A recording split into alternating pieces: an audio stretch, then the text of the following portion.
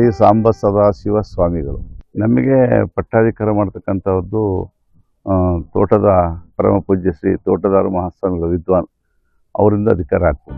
ನಮ್ಮ ತಂದೆ ಹೆಸರು ಮಹಾದೇವ ಸ್ವಾಮಿಗಳು ಅಂತ, ನಮ್ಮ ತಾಯಿ ಹೆಸರು ಶಿವಮ್ಮ ಅಂತೇಳಿ, ಹುಣಸೂರು ತಾಲೂಕು ಮಾದಲ್ಲಿ.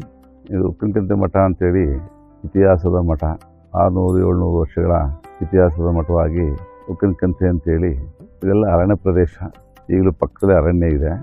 ಅಲ್ಲಿ ಉಪ್ಪಿನಕಂತೆ ಮಠ ಅಂತೇಳಿ ಮಠ ಇರಲಿಲ್ಲ, ಗವಿ ಇತ್ತು.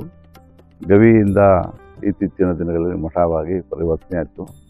ಉಪ್ಪಿನಕಂತೆ ಸಾಮಾನ್ಯವಾಗಿ ಎಲ್ಲ ಹೇಳತಕ್ಕಂಥದ್ದು ಹಿಂದೆ ಯಾರೋ ಶರಣರು ತಂದಂಥ ಸಂದರ್ಭದಲ್ಲಿ ಉಪ್ಪಿನಕಂತೆಯಿಂದ ಕೈಲಾಸದಿಂದ ಇಳಿದಿತ್ತು ಅಂತೇಳಿ ಹೇಳ್ತಾರೆ. ಅದಕ್ಕೆ ಸರಿಯಾದ ಪುರಾವೆಗಳಿಲ್ಲ. ಆದರೂ ಅದು ಭಾಳ ಪವಿತ್ರತೆ ಉಂಟಾಗ್ತಕ್ಕಂಥದ್ದು ಈ ಉಪ್ಪಿನಕಂತೆ ಮಠ. ಬೂದಿ ಸ್ವಾಮಿಗಳು, ಕೆಂಗಣ್ಣೇಶ್ವರರು, ಕಾರ್ಯಸ್ವಾಮಿಗಳು ಎಲ್ಲರೂ ಸಹ ಇಲ್ಲಿ ಬಂದು ಇಲ್ಲಿಂದ ಅವರು ಪೂರ್ಣವಾಗಿ, ಮತ್ತು ಬೂದಿ ಸ್ವಾಮಿಗಳವರು ಇಲ್ಲೇ ಕೆಳಗಡೆ ಕೆರೆ ಹತ್ರ ಗದ್ಗೆ ಇದೆ ಅವರದು.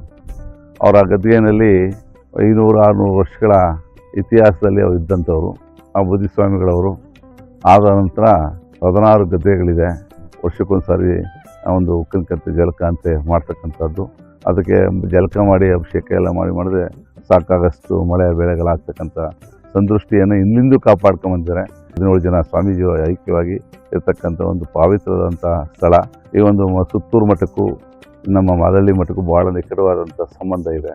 ರಾಜೇಂದ್ರ ಬುದ್ಧಿಯವರು ಇರ್ಬೋದು, ಲಿಂಗೈಕ್ಯ, ಮತ್ತು ಇವರು ಶಿವರಾತ್ರಿ ದೇಶಿಕೇಂದ್ರ ಮಹಾಸ್ವಾಮಿಗಳು ಕೃಪಾಶೀರ್ವಾದದಿಂದ ಈ ಮಠ ಬೆಳೆದಕ್ಕೆ ಅವಕಾಶವಾಗಿ ಮಠದ ಪರಂಪರೆಯನ್ನು ಎಲ್ಲ ಗುರುಗಳು ಪೂಜ್ಯರೆಲ್ಲ ಉಳಿಸ್ಕೊಂಡು ಬಂದಿರತಕ್ಕಂಥದ್ದು ಇವತ್ತು ಮಾಡ್ಕೊಂಡು ಹೋಗ್ತಾ ಇದ್ದೀವಿ. ನಾವು ಸಹ ಯಳಂದೂರು ತಾಲೂಕು ಹೊನ್ನೂರು ಮಠದಿಂದ ಇಲ್ಲಿ ಪಟ್ಟಾಧಿಕಾರ ಆಗಿ ಇಲ್ಲಿ ಬಂದು 2003ರಲ್ಲಿ ಅಧಿಕಾರ ಆಯಿತು.